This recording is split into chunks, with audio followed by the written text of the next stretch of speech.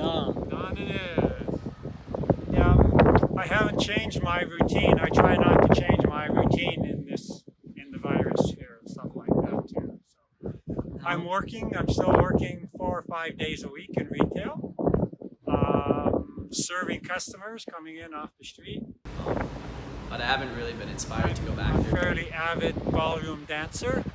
So we have a dance partner. She has a heart condition, so she can't have any, as an RN in a long-term care home, so she can't have any contact. Her bubble's small. She can't have any interference with outside people that much. So most of their lives are confined to just to basic family, quite close. Yeah. So it's changed a lot for me, but I'm having to adapt now. So not letting this setback get me down. I'm trying to move forward to say. I just refrain from really even commenting too much or saying much about it. The generation, I think, is going to be more cautious. Feel sorry for. I heard in the States the suicide rate is very high for people in your age group. I mean, there's a lot of studies now that are showing like social media leads to a lot of negative qualities of people, depression. you know, and yeah, it's quite depressing actually. Yeah. Suicidal, I suspect, lots of high alcoholism and drugs, domestic violence. I really feel for business owners, you know, people that run businesses, small businesses, like it's really challenging. You know, it's a really hard time for them. So yeah, of course, I prefer when I could go to events and concerts and venues and, you know, not having all these restrictions and rules and having to wear a mask and all that. It's a lot. Younger generation, they're our future, and I'd like to think they're going to come out positive on that. But I just feel sorry for some of them. I'm a coach actually. Yeah. Transformational, like development, work, relationship. I think right now people are more than ever needing support because everything's changing, right? Like with businesses are not going to be with job security and with spending a lot of time at home with family and with their partners and relationship. There's a lot of challenges that come up. You know what I mean? So it's actually been really good for me. It's been busier than ever because everything's online now and moving towards Skype and Zoom and social media, which is great because that's kind of the platform that I work with. So.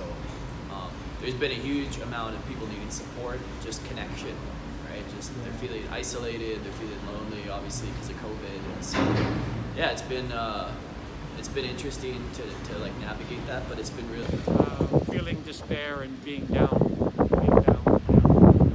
I think more than ever, people need connection and support, right? My favorite dance, I guess, would be the waltz. The Viennese waltz is probably the oldest of all the ballroom dances, and it's very rich in history. It dates back to the 18th century and it differs from the normal waltz and it's twice the speed. Many of the celebrities probably think they're going to have a very easy time when they do the Viennese waltz because there's not many steps.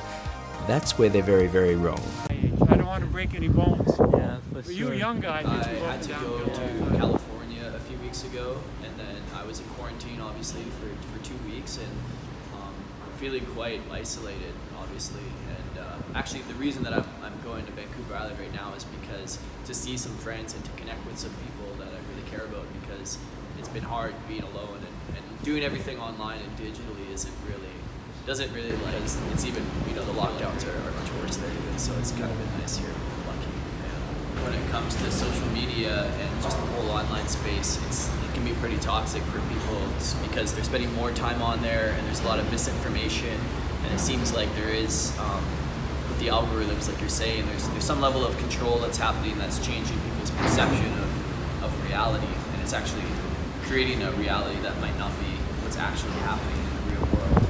I'm on the downhill side, but you guys are hopefully will keep our generation. I think it makes people more polarized, you know what I mean? It's like this or that, like very much black and white thinking where there's not a lot of nuanced conversation anymore. Like people can't discuss things because, especially with the politics and everything happening in the world right now, and even around COVID and whatever it is, wearing a mask or treatment or vaccines or whatever it is, there's all these and it can really break down people's relationship, even with their family members or friends or their partners, you know, because of just such polarization, and these algorithms really feed on that. Like they push the stories that are very polarizing and trigger people on purpose to create this kind of division because it's more interesting. So I think it's really dangerous, actually. It's also weird we're going backwards usually. Like, I don't think we usually do that.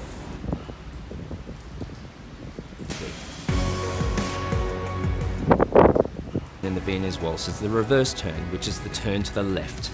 And the left foot goes forward, the right foot goes to the side, and then the left foot crosses in front of the right foot for the first part of the action. And then the right foot goes back, the left foot goes to the side, but this time we actually close the feet together, just like in the natural turn.